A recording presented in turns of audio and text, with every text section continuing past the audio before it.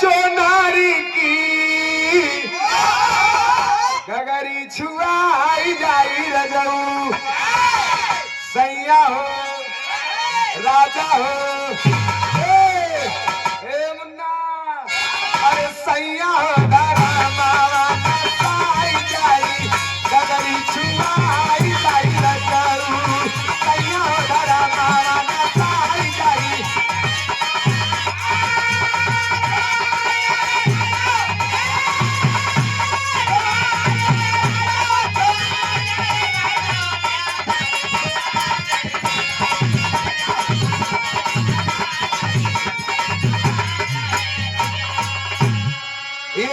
सुंदर पुष्पहार पुष्प के पंखुड़ियों में गुथा हुआ प्यार दुलार आशीर्वाद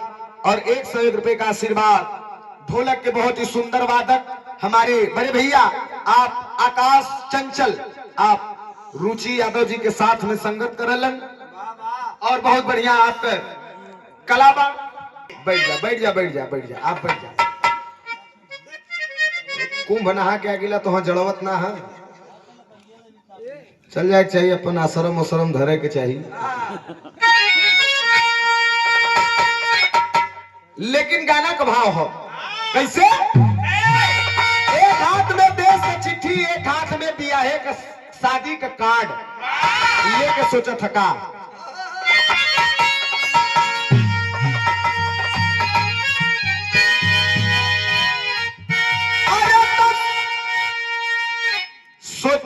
सेनुरा बचाई की सिवनिया अरे सेनुरा बचाई की सिवनिया सिवनिया अर्थात सीमा बॉर्डर बॉर्डर से तात्पर्य हमरे कवि जी लिखलन का कि सेनुरा बचाई की सिवनिया अरे सोचले बहिनिया बेचारी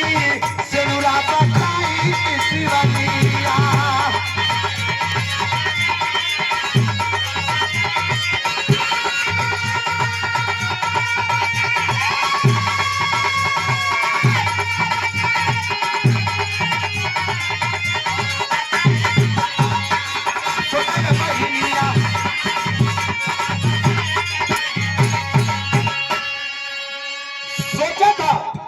देश का सेवा में जाई कि बियाहवा कैले अगर बियाह कैले थी तो बॉर्डर पे कुछ भी हो सकाला अगर बॉर्डर पे चल जात थी क्या पता देश के लिए अगर कुर्बान हो जाए तो बियाहवा अधूरा रह जाए का मन में नकारात्मक सकारात्मक भाव आवत हो लेकिन एक भाव आयल दिल कहलस का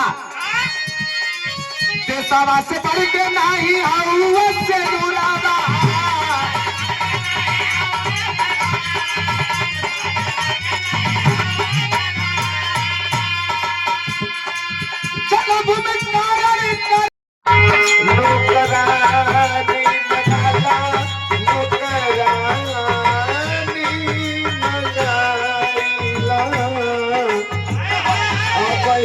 चढ़ली जवानी होती है लोकरा